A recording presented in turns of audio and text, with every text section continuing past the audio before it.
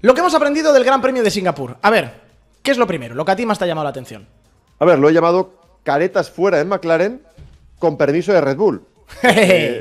Hasta ahora hemos hablado ya de, bueno, ya se han desatado las hostilidades, ya había malas caras, ya no había tanta sonrisa, ya de repente parece que tienen sangre los pilotos de McLaren y eso es una buena noticia para el campeonato, es una mala noticia para McLaren, no obstante tienen ya el campeonato del mundo de constructores, pero, claro, la segunda variable hay que considerarla también, y es que todo eso será posible, toda la mala leche, toda la pelea, toda la rienda suelta a los instintos de los pilotos, será posible en tanto que no llegue por detrás Max Verstappen y les recorte los puntos.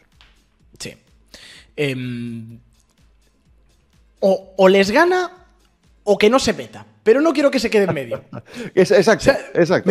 Me da rabia porque les está dando la excusa perfecta para seguir aplicando los órdenes de equipo. Entonces es como, tío, vale, pero que valga la pena, que sea absurdo, que lo ganes en Abu Dhabi. ¿Te imaginas? No, van a estar los pilotos tranquilitos de McLaren, pero luego además van a ganar el campeonato con 28 puntos de ventaja sobre Max Verstappen. Me mato entero. Ese es el miedo que tenemos, ese es el miedo. Pero lo que es evidente es que, para mí, después de lo visto en Singapur, primero, hemos visto que la sangre de Lando Norris no es del todo fría, no, o al menos no, puede que sea fría, pero no es de horchata, no es puramente dulce, tiene un regusto amargo y eso me encanta. Y también hemos sabido que se ha dado cuenta Piastri, es decir, que Piastri, y es una apuesta personal que lanzo ahora mismo en este vídeo, y es que Oscar Piastri no va a volver a dejar pasar a Lando Norris prácticamente pase lo que pase. Es decir, salvo que se lo digan los comisarios y se lo transmitan por radio desde McLaren, no volverá a dejar pasar a Lando Norris, y eso significa que se han acabado las papaya rules en el fondo. Pero de la misma forma, discúlpame, Chris, que Norris tampoco va a dejar pasar a Piastri. De hecho, le preguntaron, oye, ¿quieres que pare Oscar primero y se defiende y para cubrir de Leclerc como en Monza? Y dijo, no. Déjalo, paro yo. Ya paro yo, no te preocupes. Pero vas a perder un poquito. Da igual, paro yo. Sí, bueno, pues evidentemente, fíjate, y si lo pones en perspectiva. Si lo pones en perspectiva y hubiese parado Oscar Piastri, porque estos son subtextos que hay en los grandes premios de los que se habla poco, pero si hubiera parado Piastri y Norris hubiera parado 3 vueltas más tarde, no hubiera habido, en teoría, opción a overcut o undercut en el caso de Piastri, pero quizá esas 3 vueltas de neumático son las que le faltaron en ese adelantamiento frustrado, ¿no?, por el exterior a Max. Sí. ¿Quién sabe si con ese incremento del delta del neumático que le hubiera proporcionado el parar después de Piastri hubiera conseguido pasar a Max? Nunca lo sabremos. Lo que está claro es que terminaron los dos por detrás de Red Bull y de un Red Bull, y eso es importante también en clave campeonato. Yo creo, y sigo pensando lo mismo, sigo pensando que esto se lo lleva un McLaren, pero fíjate, el hecho de que terminasen los dos detrás del Red Bull de Verstappen es algo que en prácticamente ninguna porra previa al Gran Premio de Singapur se hubiese materializado, ¿no? Se hubiese apostado, porque en teoría era una pista de dominio claro, pero muy claro de McLaren, y de desastre bastante claro también de Red Bull, y tuvimos un panorama completamente distinto. En este sentido, tuvieron la suerte de que ganó Russell, porque de otro modo, en lugar de quitarle 3 puntos, le hubiera quitado 7, 4, ya nos hubiéramos ido a 59, con 6 grandes premios y 3 sprints por delante. No está muerto Verstappen en el campeonato, por mucho que digamos, ¿no? Es mucho menos probable de que gane Verstappen respecto a que gane un McLaren, sí, no. Pero en absoluto es imposible. No, quien diga que esto es un mundial de 2 se queda corto. Es un mundial de 3. Y el cambio de tendencia y sobre todo lo que ha demostrado Red Bull este fin de semana es muy importante. Chris, han terminado segundos. Lo de Mercedes es esta cosa que no sabe muy bien por qué el coche entra en la ventana óptima y es el mejor coche. Es lo que le ha pasado a Russell Los ojos del Guadiana, efectivamente. Apareció y brilló y ya está. Pero si no está... Y desapareció, seguramente, ¿no? Exacto. No estará. Pero esto, si no, era de Max.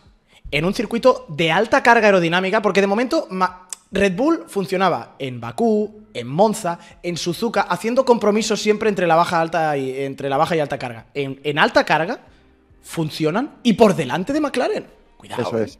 De hecho, recordemos que es el único gran premio de todo el calendario que no ha ganado Max. Sí. Y le faltó un error de esos de Russell que comete en Singapur, que ha cometido varios. Sí. Quiero decir, caretas fuera sí se lo permite Verstappen. Es decir, imagínate que en el próximo Gran Premio rompe el motor Verstappen. Pues entonces sí podremos ver espadas en todo lo alto, y si se tocan, se tocaron. Y realmente, conforme vayan quedando menos grandes premios, si mantienen la diferencia más o menos constante, el Mundial estará más cerca, la tensión podrá centrarse poco a poco más en esos dos. Pero cuidadito que las carreras de desarrollo, ¿no? Ya hablaremos de eso luego, Giorgio, pero es importante porque puede marcar el devenir de las próximas carreras, y si bien en constructores está todo claro, en la primera posición me refiero, en pilotos no, y van a tener, de momento van a tener que pensar en 3, pero se acabaron las concesiones y espero que eso sea para bien del espectador. Oye, hemos vuelto a hacerlo, Chris. Hemos rebajado la victoria de Russell. No, Mercedes, el Guadiana. Le hemos vuelto a hacer invisible otra vez.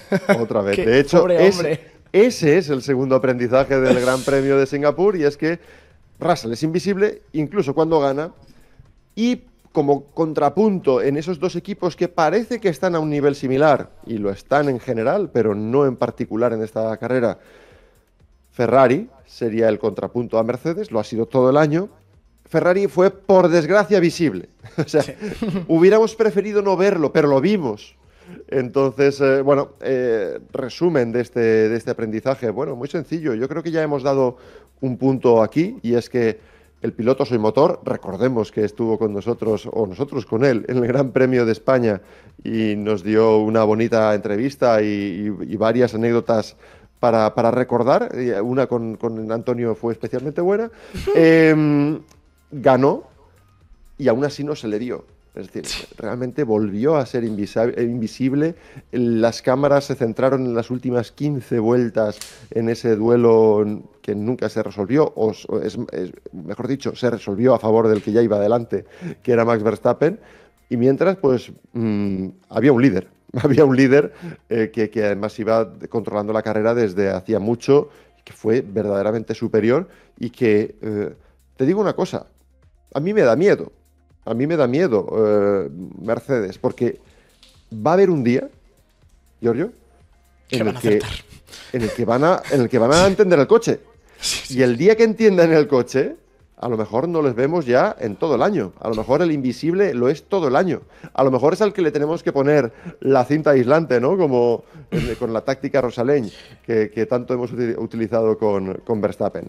Quiero decir con esto, cuidado con Russell, que se sigue reivindicando, que sabemos que es un pilotazo, pero yo creo que con el tiempo va ganando todavía más, se está convirtiendo en un tipo más perfecto y un piloto que podría claramente optar a un mundial, y que el año que viene, que aunque no tiene contrato, aunque sea parece el denostado, pero acabará corriendo en Mercedes y probablemente acabe teniendo material para ser campeón del mundo, y él yo creo que va a estar ahí. Esa es una de los aprendizajes. Sí. Si me permites muy rápidamente, Chris, solamente un apunte. Igual que cuando Verstappen lo veíamos y decías, el día que este tío tenga un coche rápido nos vamos a aburrir mucho, y pasó. El día que Russell tenga un coche rápido, cuidado, ¿eh? Sí, es uno de los grandes de la parrilla. No, aunque no se le vea. Y es que es verdad, es que no se le ve. No, parece que no tenga importancia lo que está haciendo, pero la tiene. Y si no, revisad el campeonato. Revisad dónde está ahora Russell respecto a Leclerc, que habían estado ahí pizca más, pizca menos, que si sí, que si no. ya no.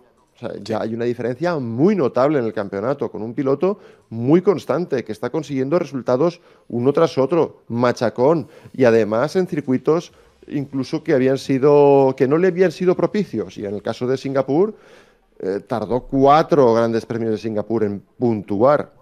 Y cuando empezó a puntuar, pues bueno, luego en las 3 últimas ediciones ha cometido 2 errores muy relevantes. Uno de ellos le costó la segunda posición en 2023, que fue especialmente lamentable en la última vuelta.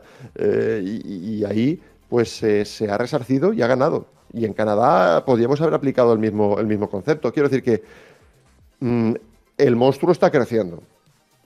Dicho esto, hablemos de Ferrari. Porque a Ferrari sí le vimos. A Ferrari sí le vimos. Te he estado escuchando durante el directo, Giorgio, y has dicho algunas bonitas palabras de No lo he dicho yo, lo ha dicho la prensa italiana. Yo solamente he sido el mensajero. Tienes razón. Perdón. Tú has sido el mensajero, pero has metido ahí baza. El daño ya está hecho, ¿no? Bien hecho que está. No, realmente se merecen las críticas. Se merecen las críticas. No podemos mirar a otro lado. Son rojos y brillantes. Y lo estamos viendo. En el caso de Leclerc, especialmente desdibujado durante el fin de semana, a veces un poco al borde de la desesperación, es algo un poco habitual, hay que decir, en un Leclerc, cuando además no está siendo discutido, entiéndeme. El Leclerc se pone nervioso cuando alguien le hace sombra o cuando el compañero en un momento dado le supera. Pero es que aquí no tiene ese peso sobre sus hombros. Y sin embargo, la cosa no funcionó. No funcionó y es algo que tienen que revisar. Y es algo que puede, si no tienen mucha sangre fría, puede acabar en la recontraenésima refundación del equipo. Y no tengo nada claro que eso fuera a ser bueno, si finalmente la tormenta arrecia en forma, ¿no?, de gota fría, que a veces ocurre, ¿no? Es muy mediterráneo eso. Pues en Ferrari también pasa. Entonces, sinceramente, es una de las grandes decepciones de la temporada, una vez más, y lo vimos de nuevo en Singapur, una pista donde la última victoria fue en 2023 y la firmó un tal Carlos Sainz. Sí. Es decir, Ferrari hace 2 años que no nos gustaba cómo iba el coche, que nos quejábamos todas las carreras de que Ferrari tenía que estar peleando por el campeonato, pues ganó hace 2 años en Singapur, ¿no? Y este año, pues fíjate dónde han estado. ¿Por qué digo todo eso?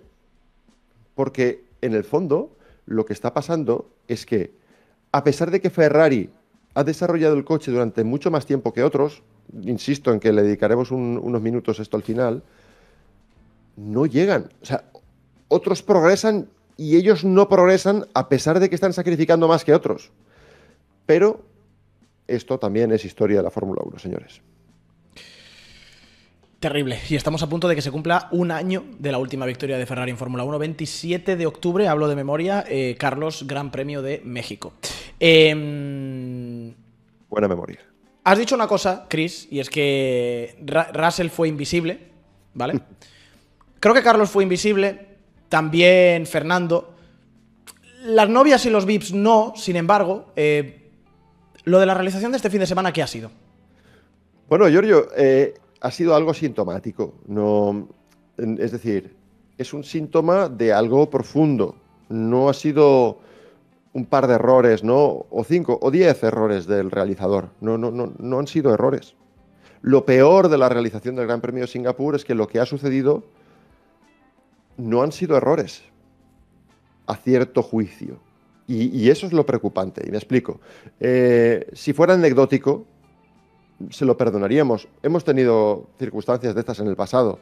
Recuerdo un Gran Premio de Austria 2022, 2020, no me acuerdo. No, perdona, fue en 2020. Que hubo una remontada muy buena de Sainz, por ejemplo, no vimos nada. En fin, hay veces que los realizadores se comen cosas y no pasa nada. Hay que controlar 20 coches, hay un millón de presiones. Uno, cuando tiene que elegir, al final se genera su su propia película dentro de la cabeza y esa película es la que quiere ver en las pantallas y eso es la tarea del realizador, sinceramente. Ahí no, y a veces se puede equivocar. Pero es que aquí lo que aplicó fue el libro de estilo. Y es que en la Fórmula 1 de hoy, o eres un piloto que vende, o te estás jugando el Mundial, o no importas demasiado. Formas parte de la comparsa. Es una sociedad de ganadores, ¿no? Muchas veces. De líderes, de ídolos, sí, de acuerdo, y eso está... forma parte efectivamente de la vida y forma parte del deporte. Y hay que darles la primacía. Y siempre ha sido así. Y quien diga que no, pues tampoco ha visto carreras de hace 40 años, que también salía más Prost y Senna que, yo qué sé, que Bruno Giacomelli. Pero el problema es que esa Fórmula 1 juzgada así, la de hoy, puede estar dejándose por el camino unos méritos y ¿cómo te diría?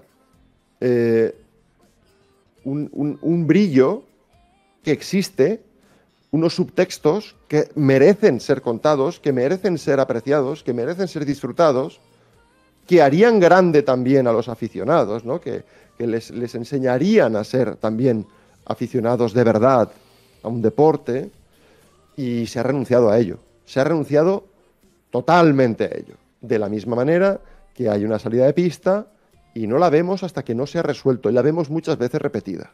Sí. ¿Quién ha causado esta bandera amarilla? Oye, ¿de verdad nadie en realización vio en una del millón de cámaras que hay en el circuito quién estaba afuera? Claro que lo vieron. Pudieron verlo cuando estaba engranando la marcha atrás, yendo hacia atrás, el momento más peligroso. Y podríamos haberlo tenido en la realización. Y podríamos haber juzgado las reacciones, o podríamos haber visto el mapa del circuito. ¿Cuánto queda para que este coche sea embestido por alguien que viene por detrás, ¿no? Potencialmente. Eso ocurre desde hace mucho.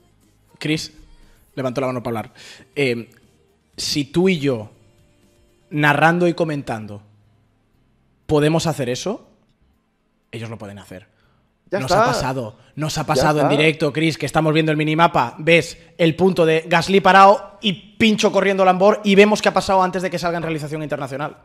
Claro, pero estamos huyendo de algo que potencialmente puede dañar al negocio. Entonces esto ya no es solo una retransmisión deportiva, o no responde a los criterios que tradicionalmente nos hemos dado para una retransmisión deportiva, que se trata de mostrar lo que pasa, exacto, lo que pasa lo vemos, lo que evidentemente inclusive el riesgo, pues eso fue lo primero que quitaron. Y ahora pues ya, pues no, pues que sí, que hay un adelantamiento, pero ¿qué más da? Si es por la 13ª posición. Pues a lo mejor ha sido la mayor muestra de talento de todo el Gran Premio. ¿Por qué no lo vamos a ver? Pues evidentemente hay muchos adelantamientos que son doblajes y a lo mejor no merece la pena verlos. Y hay un criterio objetivo deportivo que recomienda no mostrarlo. Pero claro, aquí se mezclan muchas cosas que no son deporte. Y bueno, pues no es una novedad. Es decir, a nosotros no es algo que nos haya caído del cielo y hayamos dicho, ¿por qué en el Gran Premio de Singapur se ha dado la vuelta a la tortilla? Eso no ha sido así. De hecho, ha sido un proceso progresivo, lento, paulatino, calculado, me atrevo a decir. Pero claro, llega un momento en el que puede resultar muy evidente si, sobre todo para la afición española, resulta que dos pilotos que apenas pelean por los puntos en este Gran Premio son los que han logrado el 80% de los adelantamientos de la carrera. Entonces, a nosotros se nos vuelve muy evidente. Claro. Pero el problema ya estaba ahí de antes. Y creo que merece una reflexión. Y creo que el aficionado, el veterano sobre todo, pero incluso el nuevo, debería ser capaz, incluso aunque hayas llegado a este deporte hace pocos meses, de apreciar lo que tiene de especial un adelantamiento por una 12ª plaza. Hablando de eso, hubo Bueno, no voy a sacar la cifra, pero son... Si lo es, ¿eh? Si lo es, si es especial. Es que hay algunos adelantamientos por la 12ª plaza que no son especiales, pero hay otros que sí. Y ahí tiene que estar el criterio del realizador. Debe tener ese criterio. Hubo, vamos a decir, casi más de 10 entre los 3 protagonistas que tenemos aquí y pocos vimos. ¿Qué pasa con los hispanos? Bueno, pues que estuvieron por encima, ¿no? Pero pues por encima. Tuvimos hispanos por encima de sus posibilidades. Por encima de sus posibilidades. Me refiero a que el trabajo de los 3 pilotos fue mejor que el de sus coches y el de sus equipos. Y bueno, pues si me permites empiezo por la izquierda con Fernando Alonso. Fernando Alonso hizo un gran premio muy bueno. Hizo un viernes sideral y, oye, que no es que los Aston Martin siempre van con esto de motor, ¿no? Un programa de motor más agresivo. No es verdad. No es verdad que siempre vayan más agresivos. De hecho, analizando luego las telemetrías el sábado, pasaba exactamente lo mismo que el viernes en cuanto a las velocidades punta, ¿no? Y en cuanto a las revoluciones por minuto y todo esto que se suele utilizar de primera referencia. No fue ese el problema. El problema es que hubo un cambio de setup y ese cambio de setup no fue bueno. Y no acertaron. Esto ya no sé de quién es responsabilidad, pero dudo que sea del piloto, ¿no? La última responsabilidad de si se pone un setup u otro. Y el que pusieron el sábado no funcionó. Y los primeros decepcionados fueron ellos, después de lo que habíamos visto el viernes. Por tanto, cuando dicen lo de la venta del humo el viernes y todo eso, no. El viernes fue ilusionante y fue ilusionante también para ellos. Punto y final. A partir de ahí, pues se equivocaron, no acertaron con el setup del sábado. En esto no eximo completamente a los pilotos, pero evidentemente el equipo como conjunto falló y el equipo volvió a fallar luego. Volvió a fallar luego en carrera, un pit stop demasiado largo que obligó a Alonso a hacer la heroica otra vez, ¿no? Una vez más. Entonces, por eso digo que estuvo por encima de sus posibilidades, ¿no? Las posibilidades son las que marca su coche y su equipo y Alonso las sublimó. En el caso de... O sea, tú fíjate que en el otro lado del box, Stroll estaba diciendo que el coche no había forma de entenderlo, que era una lotería, que cada vez era una cosa. El propio Andy Cowell decía que era un coche extremadamente difícil de conducir y con ese coche extremadamente difícil de conducir, Alonso le metió un hachazo con igualdad de condiciones de neumáticos a Hadjar, que había tenido uno de los mejores pasos por curva de toda la parrilla en todo el fin de semana y lo habíamos estado analizando nosotros en directo y aún así consiguió adelantar. Por eso es importante que salga en la televisión. Pero bueno. El profe ha vuelto a la lección anterior, ¿eh? No, bueno, en el fondo confirma bien. mi aprendizaje. Yo no soy el profesor, yo soy una esponja, Giorgio. Yo simplemente observo, aprendo y luego lo expulso todo. Vale, ¿y entonces qué pasó con Carlos? Igual queda un poco raro. Carlos Sainz fue otro piloto por encima de sus posibilidades. ¿Por qué? Pues porque su equipo pues también se equivocó. Y forzó que sus 2 pilotos salieran desde el fondo de la parrilla. En el caso de Albon eligió, después de hacer un cambio de setup de suspensiones, hacerlo desde el pit lane. En el caso de Carlos lo hizo desde la 18ª posición, en un circuito en el que, es que además recuerdo la frase exacta, justo el día anterior, Carlos había dicho, en este circuito la clasificación lo es todo. Entonces, luego lo descalifican, ¿no? Imagínate qué gran posición de salida. Lo cierto es que los adelantamientos de Sainz, que tampoco se vieron en televisión, fueron muy buenos. Tenía ventaja de neumático en muchos de ellos, no en todos, pero sí en la mayoría. La ejecución fue muy buena, cuando tuvo que hacer contratrazada la hizo, cuando tuvo que ser más frío lo hizo, cuando tuvo que hacer... fue un smooth operator, ¿no? En este sentido, como él mismo diría. Pero para mí la clave de la carrera de Sainz no estuvo ni siquiera en los adelantamientos, sino en el ritmo que fue capaz de mantener con un neumático viejísimo frente a coches que tenían un neumático a lo mejor 15 vueltas más joven que él. Y no hubo ningún safety car que comprimiese las posiciones, porque si lo llega a ver, después de hacer el esfuerzo titánico, ¿no? de aguantar y de sacar el máximo a un neumático que mimó durante 50 y pico vueltas, pues imagínate qué podría haber sido si sale un safety car en el momento que cambia a los blandos. Si pasa en el mismo momento, cerca del podio. Pero incluso aunque hubiese ocurrido después, lo hubiéramos tenido peleando por posiciones muy, muy notables. Por tanto, estuvo por encima de sus posibilidades. Y en cuanto a Franco Colapinto, estuvo muy desaparecido en las cámaras, absolutamente desaparecido en las cámaras, de hecho, pero Franco hizo un gran premio muy bueno, muy bueno. Fue consistentemente mejor que su compañero Pierre Gasly. Hizo una salida muy buena. Llegó a rodar 13º con un coche que ni de puro cachondeo estaba para rodar 13º. Y en una situación en la que se está sometiendo a una presión tan enorme, creo que hay que poner mucho en valor el trabajo de Franco. Y ojo, no es algo que se restrinja a este Gran Premio porque le haya caído muy bien el circuito a Franco. Viene ocurriendo ya de varios grandes premios. Sí. Con altos, con bajos, que si te tira Albon, que si no sé cuántos, pero los tiempos están ahí, el ritmo está ahí. Solo hay que querer analizarlo un poquito y esto no tiene nada que ver con el corazón y que es uno de los nuestros. No.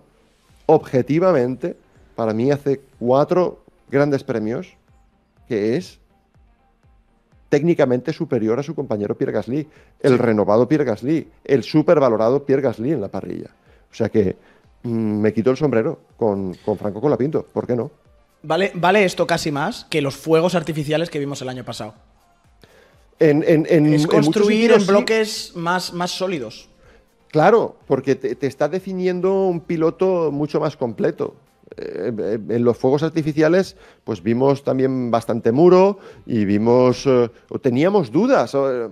Creo que es razonable, ¿no? Escuchándolo hablar muchas veces decías, sí, madre mía, este chico es inteligente, como parece en pista, es demasiado impulsivo para la Fórmula 1 de hoy, está diseñado para quedarse. ¿Es que sencillamente el Williams se adaptaba muy bien a su estilo? ¿O es flor de un día?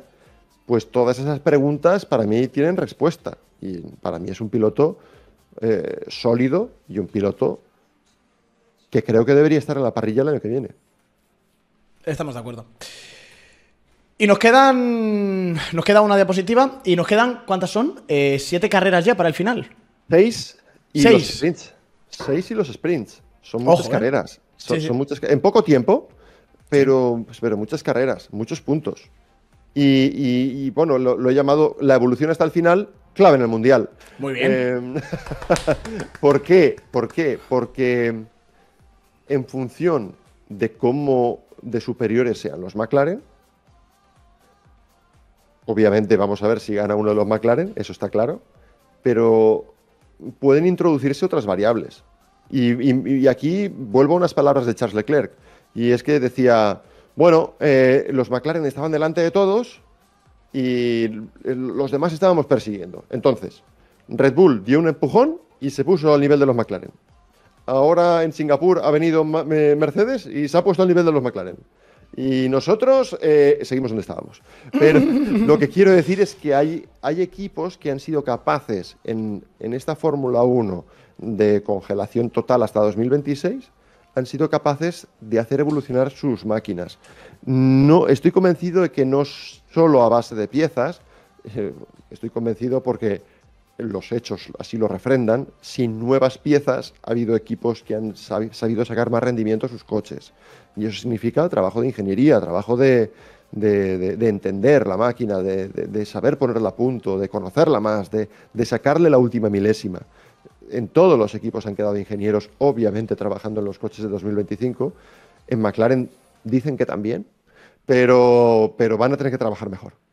Porque si no, la pelea no la van a controlar ellos, sino que va a haber otros jueces que metiéndose por el medio entre uno y otro pueden abrir brecha o superándolos a los dos puede quitarle trascendencia a la batalla entre los McLaren, ¿no?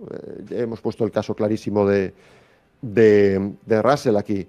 Si él no hubiera estado, pues bueno, hubiera estado Verstappen se hubiera acercado mucho más a los McLaren. Pero es que si no hubieran estado por delante ni el Red Bull ni el Mercedes, que hubiera sido lo lógico, era con lo que contábamos el miércoles o el jueves previo al Gran Premio, entonces Norris le hubiera metido 7 puntos a Oscar Piastri, con lo cual imagínate si hubiera cambiado el panorama en el campeonato. De todos modos, quien diga que con 22 puntos y 6 carreras y 3 sprints por delante, Oscar Piastri puede permitirse muchos errores, quien diga que puede permitirse un error, se está equivocando. Que no, que es darle margen. En el momento en el que ya Verstappen depende de sí mismo para ganar el campeonato, están muertos. Bueno, eso por supuesto, pero incluso con Norris, ¿eh? O sea, tú viste, Norris salió quinto.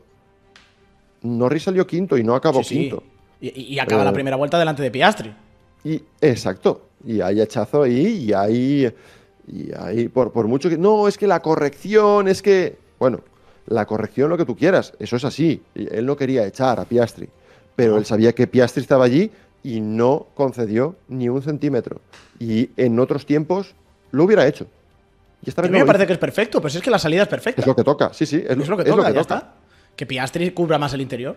Oye, entonces me pasa por fuera. Pues ya está. Pues esto es la Fórmula 1, amigo.